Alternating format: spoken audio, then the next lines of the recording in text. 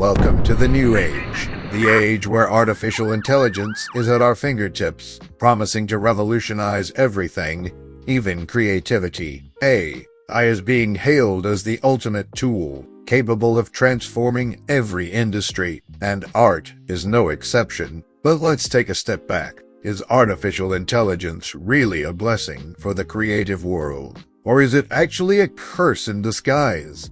Creativity is the lifeblood of humanity. It's what makes us unique, what drives culture, innovation, and the very essence of what it means to be alive. Every brushstroke, every note, every word from an artist's hand is a testament to our collective consciousness, our shared experiences, and our deepest emotions. But now, with the rise of artificial intelligence, the same technology that was meant to assist artists is starting to become their competition, and in some cases, their replacement. You see, artificial intelligence can generate a painting, a song, a poem, or even a screenplay in mere seconds. It can mimic styles, replicate techniques, and churn out endless variations of creativity at the click of a button. But here's the catch. Can it really be called creativity? What artificial intelligence produces is based on algorithms and vast amounts of data. It's not creating something new. It's remixing the old. What you get is a product of machine learning. Efficient, yes. But where's the heart? Where's the story behind the creation? True creativity is born from experience, emotion, and imagination. It's about taking risks, making mistakes, and expressing something deeply human. Think about it, some of the greatest works of art were born out of struggle, pain, joy, and love. Artificial intelligence doesn't have emotions, doesn't dream, doesn't feel. It merely processes data, and what it produces is a reflection of what it's been fed: bland, soulless, and often derivative. Artists pour their souls into their work. Every brushstroke, every note, every word carries a piece of the artist's journey, their struggles, their joys, their fears. That's what makes art powerful. That's what makes it resonate with us on a deeper level. Artificial intelligence, on the other hand, spits out art like a factory conveyor belt, stripping away the essence of what makes art art. Let's think about this. When was the last time you felt moved by something you knew was machine-made? Does a perfectly generated image, devoid of context and personal experience, ever evoke the same response as a piece that has lived through a creator's hands, heart, and mind? But it's not just about the output, it's about the process. The human process of creating, the trials and tribulations, the late nights, the eureka moments, and yes, even the failures. These are the experiences that shape true artists and give their work meaning. When artificial intelligence takes over, what happens to that journey? What happens to the growth, the evolution, the humanity of it all?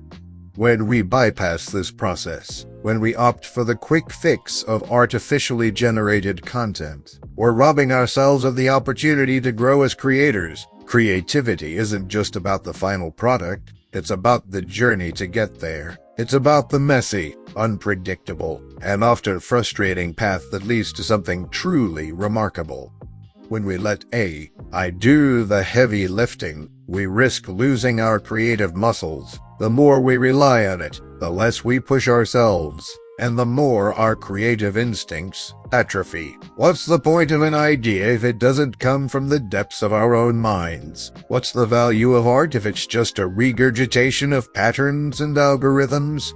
AI is a tool, a powerful one, no doubt, but we must be careful not to let it become a crutch. The danger lies not in the technology itself, but in how we choose to use it. Are we allowing it to inspire us, to push our boundaries, or are we letting it replace the very essence of what it means to create? Imagine if these legends had access to AI. Would we still have the raw, unfiltered genius of a Van Gogh, the bold, boundary-breaking works of a Picasso, or would their creativity have been diluted, homogenized, and ultimately lost in a sea of algorithmic mediocrity? Would we have the haunting beauty of Edvard Munch's The Scream if a machine had tried to replicate his despair? Could A. I capture the chaotic genius of Jackson Pollock, whose art was as much about the act of creation as the end result? These artists weren't just producing images, they were telling stories, sharing emotions, and challenging the status quo. A. I can be an incredible ally. Yes, it can help us explore new ideas, experiment with new styles, and even streamline certain aspects of the creative process. But it can never replace the spark of originality, the thrill of creation, and the profound connection between the artist and their audience. The moment we let A. I take the reins is the moment we risk losing the very thing that makes us human.